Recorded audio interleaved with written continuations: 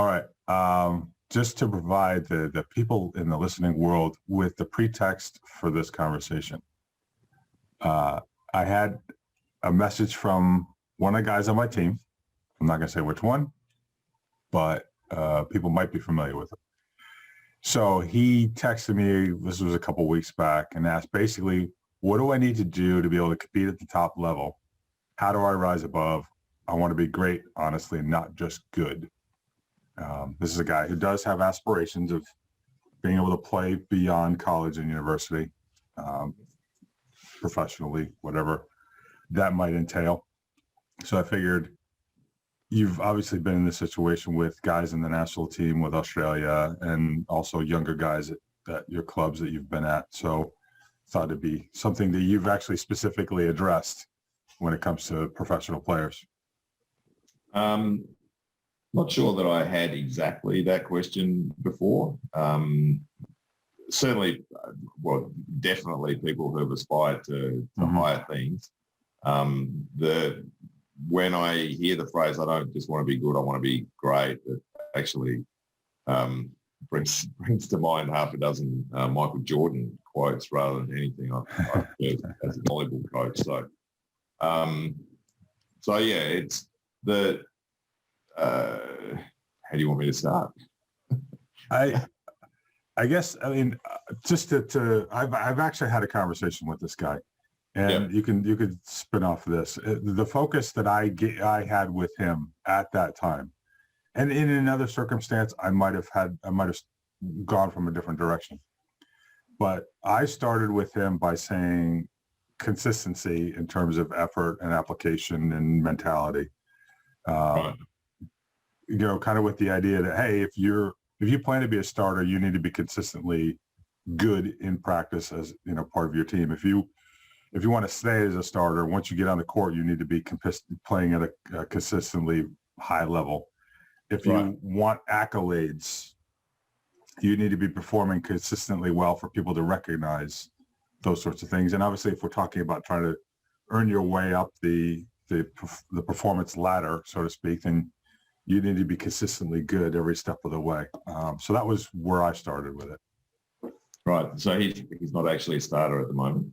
No, he is. He is. Yeah. Might he not have been in certain circumstances if I had a deeper squad? Possibly, you know, if the mentality wasn't right or whatever. But it just so happens this year I have a thin squad, so most of the guys are starters. I mean, the basics of it are pretty clear. So one is a commitment to being more, not just good, and the commitment to being not just good encompasses a wide range of things. But in the first instance, it's about it's a physical and volleyball component.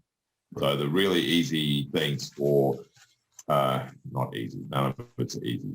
The things that an individual can take care of are the things related to their physical well-being, how they prepare, how they look after themselves, eating, how they do their weight training, how they do their recovery, all of that stuff. And all of that stuff is, you know, that doesn't require anybody else around. That doesn't require coaching in a sense either. That's your individual commitment to yourself. So I'd say that's the first thing. Okay.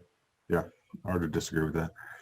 I think one of the issues that you got when you're kind of addressing this sort of question is, do they actually understand where the next level is and what greatness actually looks like?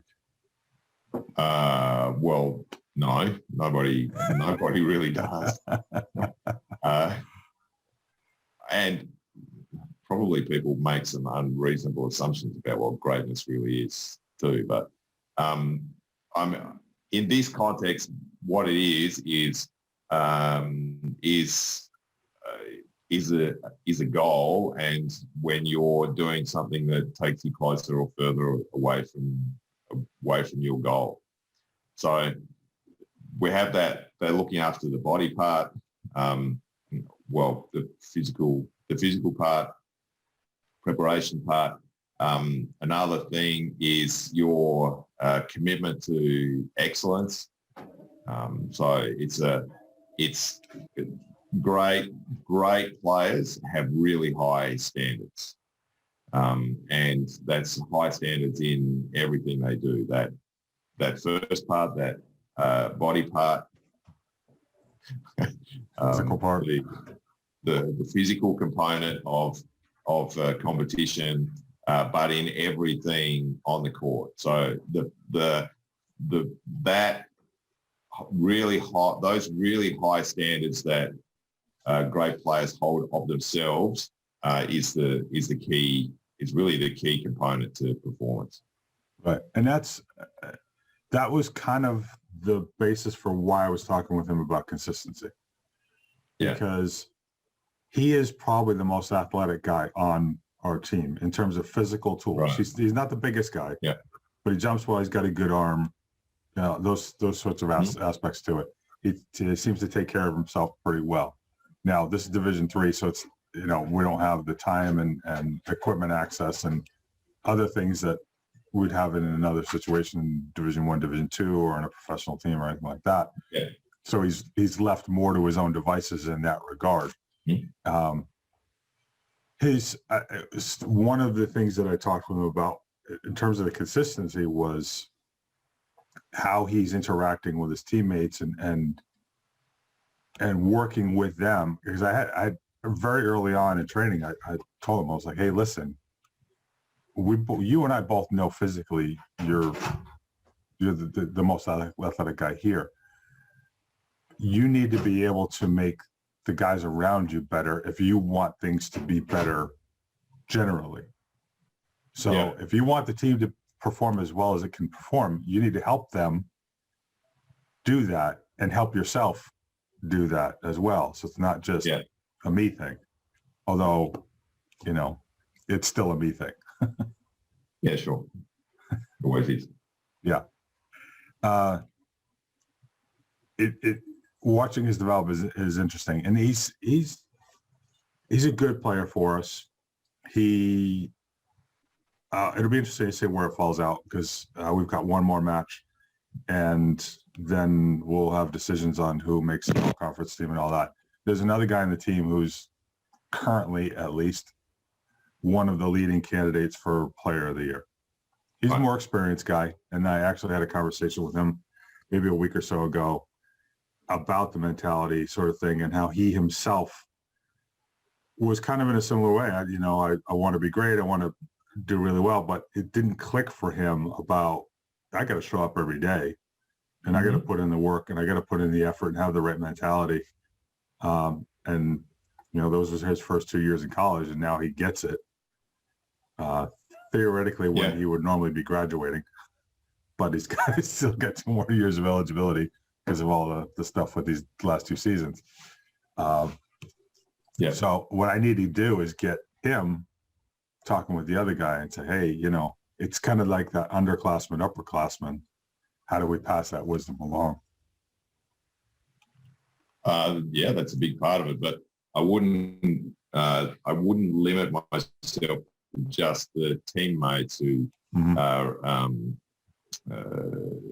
similar goals. So if you're talking about being great, then great is another level. It probably doesn't exist in your league, in most leagues, because greatness tends to sort of keep being the next. Yeah, right. That's the next. So, there are ways to contact to be in contact with those kinds of players, people at that level. There's all the books and mambamentality.com or whatever that is. that looks after at least the individual part, if not the team part. But the real thing in the end is the high standards, is to hold yourself to be great, is to hold yourself to really high standards without ever having an excuse. And it's not, there's an element of making your team better and some things like that. But the first instance, before you can hold your teammates accountable or anything like that, is to hold yourself to really high standards. And the best way of making your teammates better is that every one of your contacts is a great contact.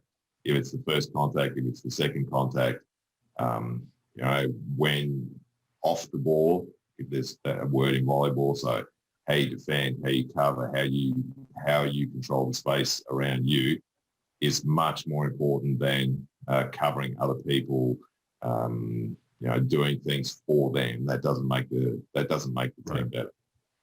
I actually literally had, it makes the team worse in certain ways. Oh, absolutely.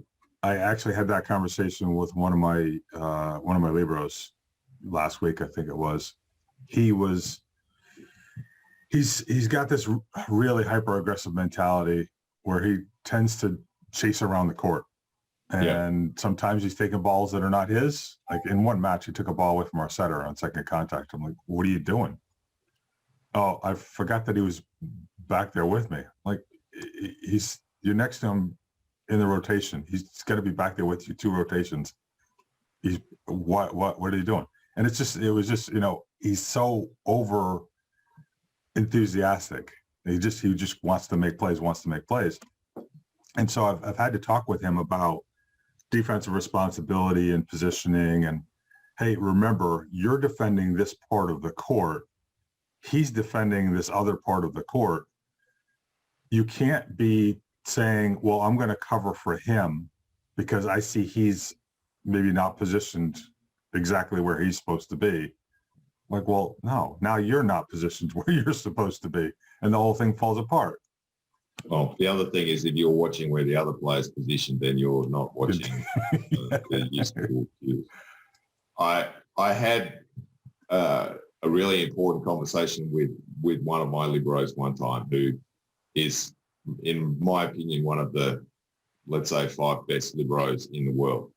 And his mentality, and a lot of liberos have this mentality, partly because coaches encourage them to do it, which is to chase after the ball. So your job is the first contact, so you have to get every first contact, which I think is not the way to do things. But so he would cover the other receivers. He was by far the best receiver. He would be playing little mind games with the servers to try to get them to move around and to force them to serve in different spots. And eventually, I talked with him that the thing that his teammates really needed from him was to be a great passer. So if he covered his area and was great in his area, then that was the thing that gave his teammates confidence. Right. So firstly, it means that if he's great in his area, the servers are really focused in on a different area, which means they tend to serve more easily. Mm-hmm. And the other thing is that to play, guys have to contact the ball. They have to feel confident in what they're doing. So they have to actually play some balls, not avoid playing balls. Yeah. So, by his part of the court being an absolute bank, it really gave the other guys a lot more freedom and confidence to look after their part. Mm-hmm. And that's the way that it turned out. Now, I don't know. I'm actually not sure that helped his career, because I'm actually serious about it, because I'm laughing at the irony. he doesn't have the reputation that guys, I think, that are at his level have. The other guys at his level have, and I'm thinking that one of the reasons is because he doesn't fly all the way around the court. Right. But he's an absolute bank in his part of the court and in playing the game and organising the game and so on. Yeah, that's an unfortunate issue for liberos is you tend to get accolades for spectacular plays. When it is, and from coaches, it's not even just from spectators. No, it's from everybody. It's and the mentality of chase after the ball and you're responsible for every first contact and so on. It causes so many breakdowns as to be, I think, not the best way to do things. Let's put it like that. Yeah, it's something that I've had to talk with my team about. And going back to the point about the libero edging over to because he doesn't think the guy next to him is in the right position. Well, if you're constantly doing that, we never figure out that the guy next to you is in the wrong position and get him to fix it. So well, there's that too. But in the context of the conversation about greatness or aspiring to greatness, the point is that the best way to be great is to be great, or the first part of being great is to be great at your stuff. Right. Your part of the game is absolutely spot on. You solve all the problems that you can solve in attack. Your first touch is really good. Your block is always disciplined. So I think that's the beginning part of greatness. Well, yeah, you actually just started right there. I was going to ask that question. What does greatness look like? This guy's an outside hitter, so let's talk about it from his perspective. Yeah. What do great outside hitters do on the court? They look after their job first and foremost. So not everybody's a great passer. Everybody has different strengths and weaknesses within the role, but all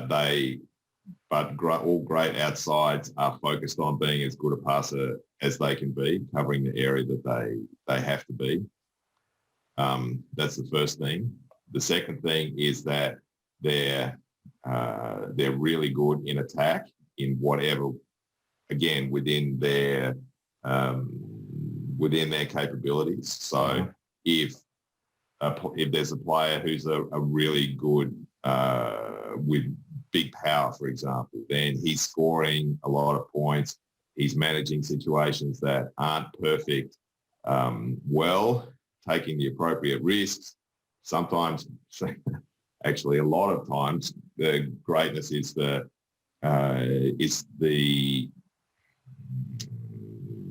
ability to take appropriate risks.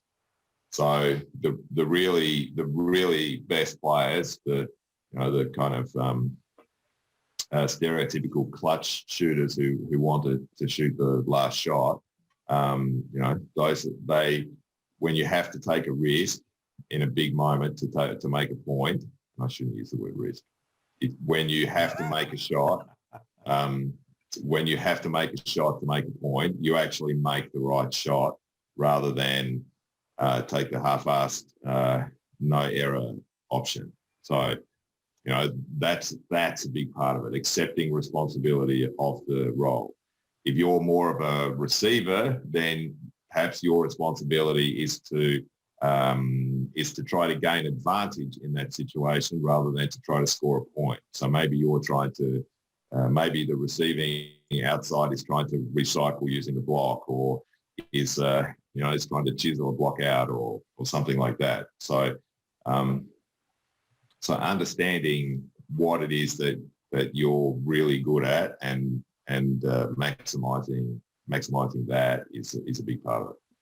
Just for listeners, the reason I chuckled when Mark wanted to walk back the term risk is because just within the last week, you literally had a blog post or a couple of blog posts related to that very subject and how you didn't like to use that term.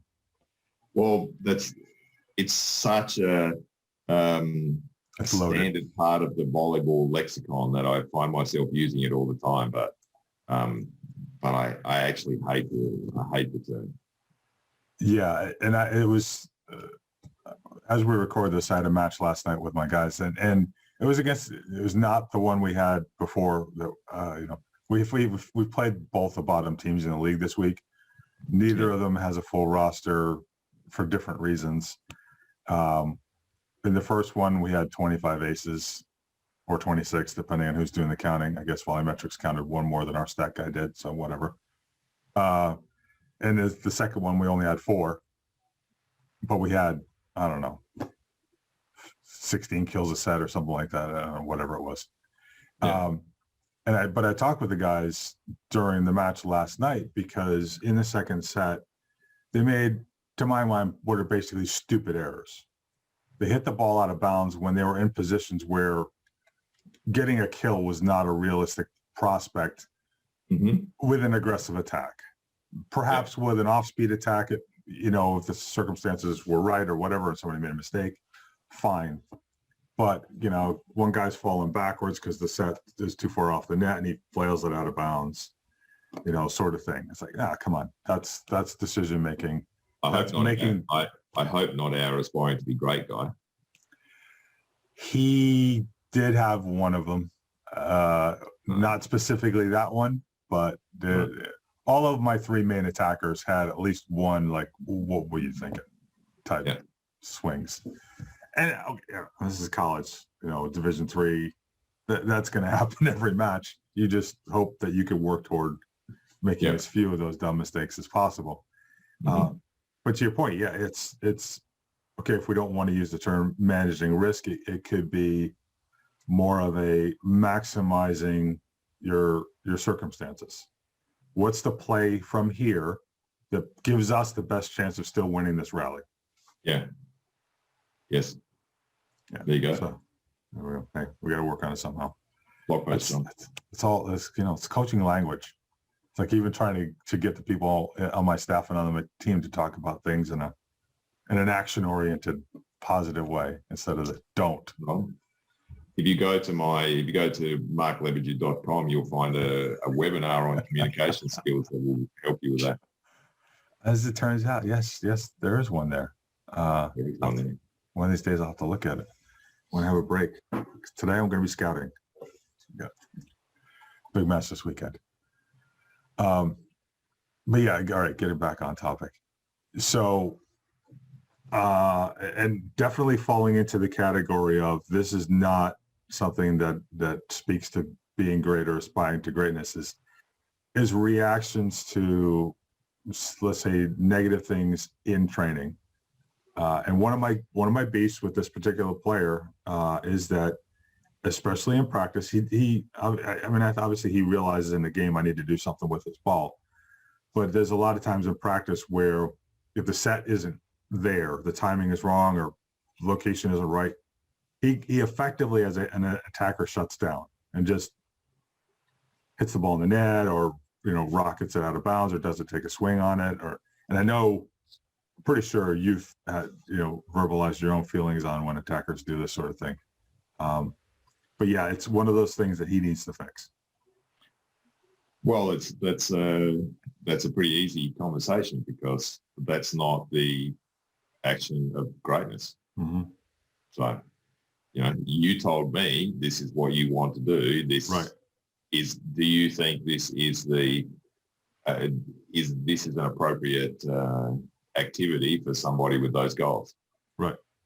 If he says yes, then you can say, I think you need to revisit a few different things. And if he says no, well, the conversation, that's the end of the conversation. Yeah. So are you going to do the things that you say you're about, or are you going to do things that are not going to take you where you want to go? I once went to a presentation by some strength and conditioning coaches for a rugby league team in Australia. And they said that they recorded every conversation they had with a player. And the reason being that they would then be able to use the player's words I'm pretty sure they said against them, but in a motivating way. Yeah. You promised us that this was your goal, and these are your words. So, I'm not proposing recording conversations because quietly confident it's illegal. Well, if they don't know it, yes. Yeah. And actually there was a coach in the US who got fired for recording his meetings with players without them knowing it. Now, it was just, apparently an ignorant sort of thing. I didn't realize this is against the law. So probably not a career ending sort of thing. He probably got a job somewhere else.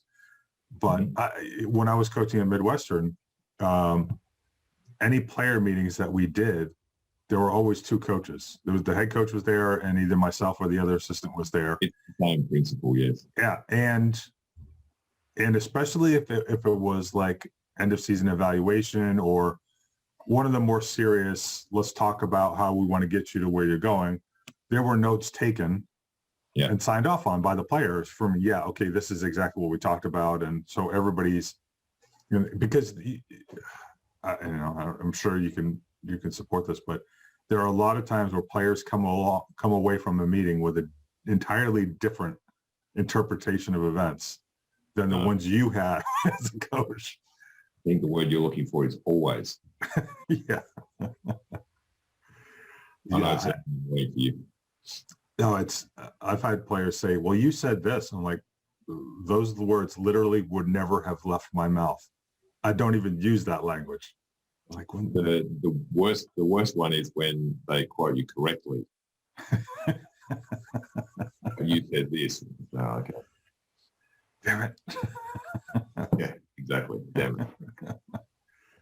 Well, like you said, it's all in the communication. Communication two-sided is a little yes, two-sided, well, or multi-sided, as the case may be, since we are in a team sport. So, I mean, we're essentially talking about a young guy he's college. Well,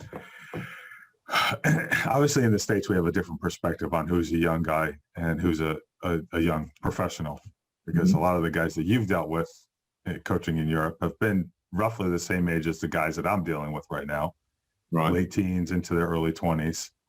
But the perspective is quite different, because your guys are not seen as developmental kind of as people, as perhaps as athletes, because they're still relatively young athletes, but as people, as college age kids are here in the States. We still see them as, because they're students, we still see them as kind of like sub-adult in some ways. Does that make sense? Yes, but I'm sure if you had your time again, you'd think of a different way to describe it. Well, I was going to use quasi, but I was like, no, that's not really, that doesn't get it. They're in a 20-year-old in a professional team or in a club team in Europe would be considered, firstly, an adult, and it is considered a young guy, but not a junior. Right. So they're at the point where they're either playing or they're not playing. So, in some ways they're not considered human at all. So, or people at all, rather. Like people, not humans. Yeah, they're players. Yeah, whereas in the college environment, because a lot of people kind of look at it as a transitional thing, from being to use your language, a junior, to being a fully formed adult operating on their own in the world. Whereas, like you said, in the professional ranks, a 20-year-old, they're responsible for themselves. They're effectively a working adult in the working world. Well, a 20-year-old is already a professional. Yeah. So they're not aspiring to be professional. At 20, they're already there. Either professional or they're not going to be professional. Yeah. With few exceptions. Right. Yeah. So have you ever thought about wanting, no, we've had this conversation before. You have no interest whatsoever in coaching college volleyball, do you? I wouldn't say no interest. but it's not in my bucket list. I mean, Actually, at some point you have to eat, yeah. so I can't rule it out. All right. The Volleyball League of America is coming to Buffalo. Oh, nice. 3 weeks, I think. Yeah. Which will be interesting. They want me to get involved a little bit. There was some content stuff. Yeah. We'll have to see. They're the guys we spoke to. Yeah. Will Foley and Faulkner, I think, was the other guy. Nick. Mm-hmm. I actually had Foley in my class, my sport marketing and promotion class, to talk to the class primarily about sponsorship for, a grassroots type organization. Yeah. I thought you were saying you were teaching him, but he was. No. He was sharing with my class. Okay. Yes. No. He was not a student in my class. He was a guest lecturer. Yes, a guest lecturer. All different. Yes, exactly. But he actually had. We got some good questions from the class in terms of. I've actually got 3 guys who are English members of our soccer team. Okay. And their project for the year is to do a marketing strategy for an organization of their selection. And I basically said no top level professional teams or clubs, but secondary level, that's fine. So they all picked their local football club. Right. Portsmouth, I think South End is one of them. And I'm forgetting what the other one is. Okay. So it's kind of funny, but one of them talked about, have you ever thought about bringing, foreign players into VLA to help boost the profile of VLA? And Will's like, yeah, we'd love to do that. We're probably not there yet, but we'd love to do that. Well, you have to pay them, and their players right now aren't getting paid. So. Right. There is that little thing. But speaking of people who are getting paid, Athletes Unlimited just finished their season. Have you paid any attention at all beyond that first little flurry of what's the scoring system about? Well, I was actually thinking about that very thing this morning, because the first week I was intrigued, and and then there was the list of the individual players, the leaders, and I thought about how the game theory aspect of it. So when teammates are playing against each other, when 2/3 of the team have no chance to win, how do they react? How are the tactics? How do tactics develop? If a receiver is getting points for every good reception, I don't want to ever give her the ball because I give her extra points. So, all of those things. And then from week to week, I noticed that the top 4 after the first week were the top 4 after the second, third, fourth, and fifth weeks. So they were all outsides and opposites, and by the end of it, I think there was one setter who snuck in there one week. Yeah, I was slightly surprised at, but if you look at the scoring system, it's really it's almost impossible. Yeah. I played around a little bit with the scoring because Ben's app gave us a chance to change the scoring. Yeah. And it changed, if you gave 2 points for an assist instead of 1, then you suddenly had 3 setters in the top 10. So that made a difference. But basically middles don't touch the ball enough to be there, and liberos don't score, and the big point values are for scoring skills. So, right. So and isn't it getting aced like a big negative? Yes, exactly. It's like it's a yes, it's minus 12 or something like that. Yeah. I mean, Jordan Larson is a fantastic player. She's won everywhere she's gone. So it's about the least surprising thing in the world that she ended up coming up on top just based on her ability and experience. Yeah. But yeah, the rest of it, it was like, okay, yeah, I know you tried to make this as fair, but it never looked like it was. Now, admittedly, Did you watch it? I watched the first match, and after that, Okay. I just was too busy with my own season. The thing that would be of interest to me is the game theory stuff. Is Mhm. how the tactics evolved over the course of the series. Because I know I can imagine, and maybe this is unreasonable, but I can imagine that that the players the first time round were happy to be playing and just competing, and because they hadn't played over a year, some of them probably, Yeah. and that the second season will be different. But I know, that got people I've worked with over the years, they would be from the first day would be trying to figure out a way to game the system. Yeah, we actually had a conversation on Weekly Buzz with two of the facilitators / coaches. And that topic came up. Is like, well, do you draft a person who is your competitor on points and then don't play them if you're one of the captains? Well, so they can't score any points that week. I mean, that's an obvious one. Yeah. The one risk though you lose is, if that person can help you win and putting on the bench causes you to lose, then there's a kind of a decision point there. Yeah. I mean, they do the drafting system for the NBA All-Star game. Mm-hmm. And LeBron drafts the teams for he has a reason for drafting them for some competitive future advantage. So he's either recruiting them for next season for his team, or it's an FU to somebody. But it is. He actually gave one like almost word for word.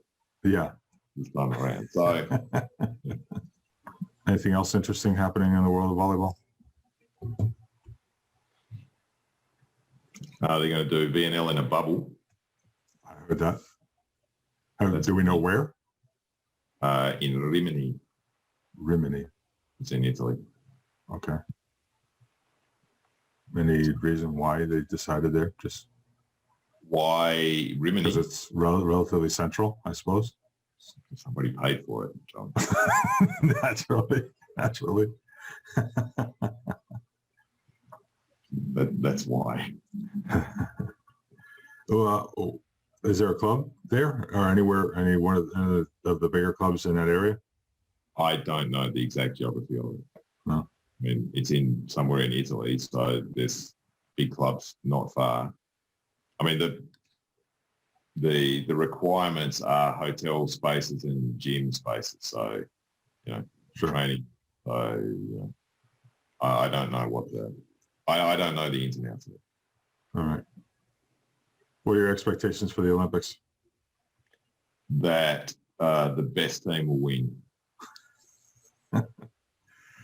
People talk about the whole thing with no fans, no external fans, non-resident Japanese people going to the Olympics. Like in other sports, that might be a big deal. In volleyball, the Japanese love the sport, so they'll still fill the place as long as that's allowed.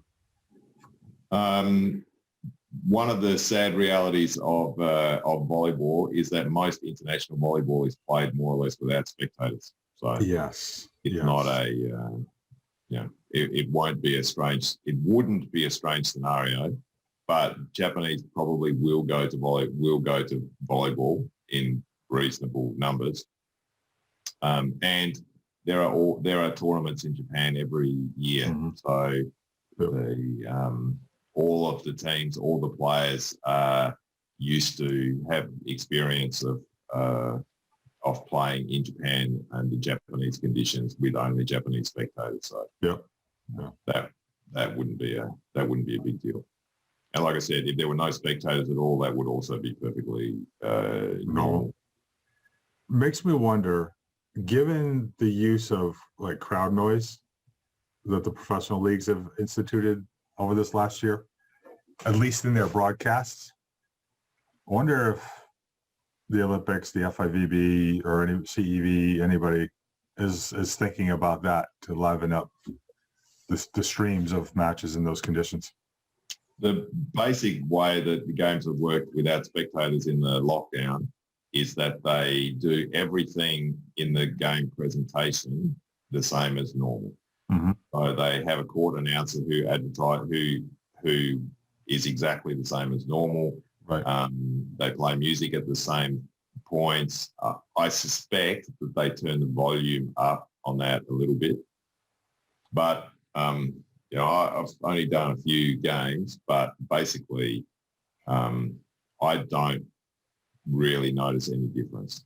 So I don't know if it's because I've had so much experience with international football and most spectators.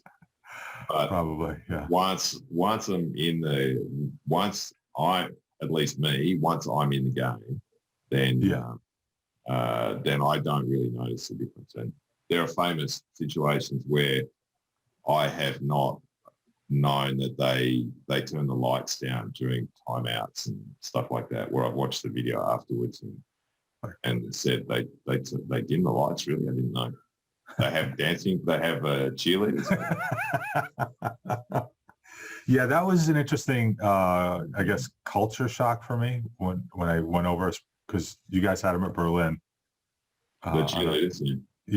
And the dancing stuff, and it was my first like, wait, they do cheerleaders over here in Germany? What's this about? This is kind of strange. Because you don't even really do it a lot in the U.S. I mean, I've seen it in a couple of places, but yeah, for volleyball. Well, we learned it from Americans. So of course. I don't know. What was I just thinking? Yeah, I mean, there have definitely been situations where I've watched some of your international matches and I could hear you on the mic. I mean, in the cavernous arena with nobody in it, I could hear you talking to your team through the mic that was actually over the opposing team that we were supposed to be hearing in the timeout, just because there was no.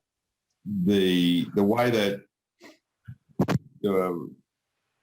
international volleyball works basically is that different from other sports, particularly football, I guess, is that spectators don't travel in large numbers. Mm-hmm. And wherever you go, the fans in that country watch their team and they don't have a big interest in anything else. Right. So in VNL, where you have two matches every day, one involving the home team and one not involving the home team, it's normal, if not standard, that there are 300 or 400 people for the first game and 8,000 or 9,000. Oh, okay.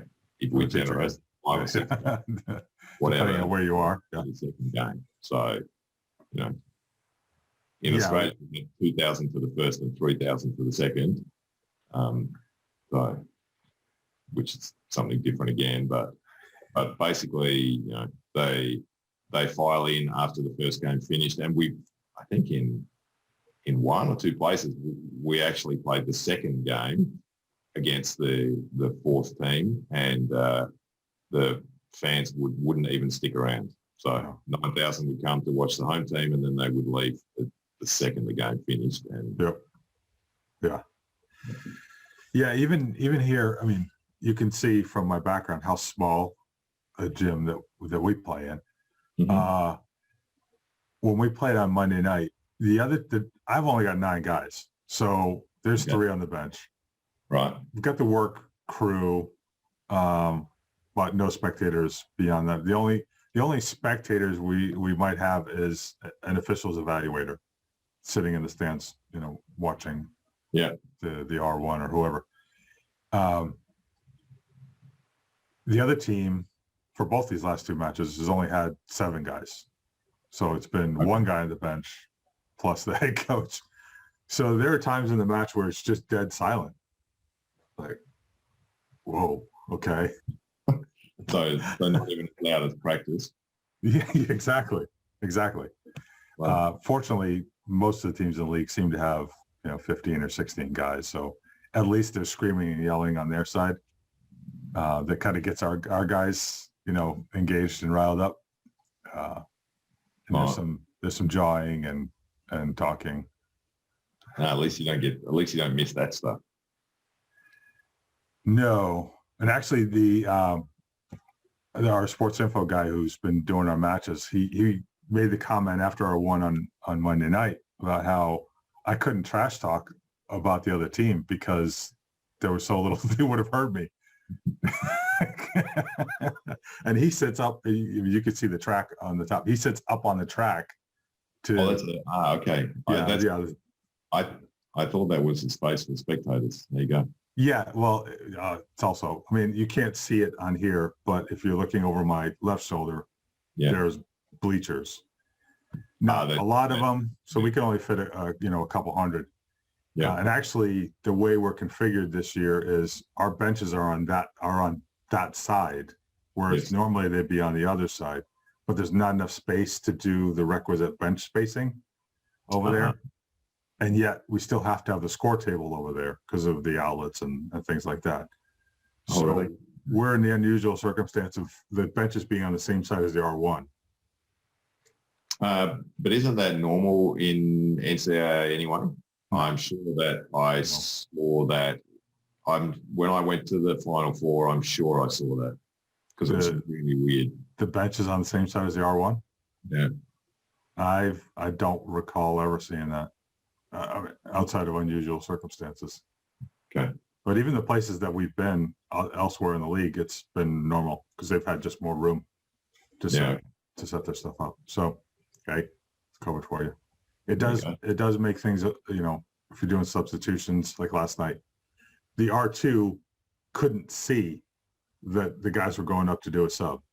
So the R1 was having to whistle to get her attention to do the sub. Just slows things down. But it also puts the head coach on the same side as the R1 in case there's an argument. So there's no shuttle diplomacy taking place with the captain. Yeah, there you go. So, all right. Well, we can probably wrap this up here. All right.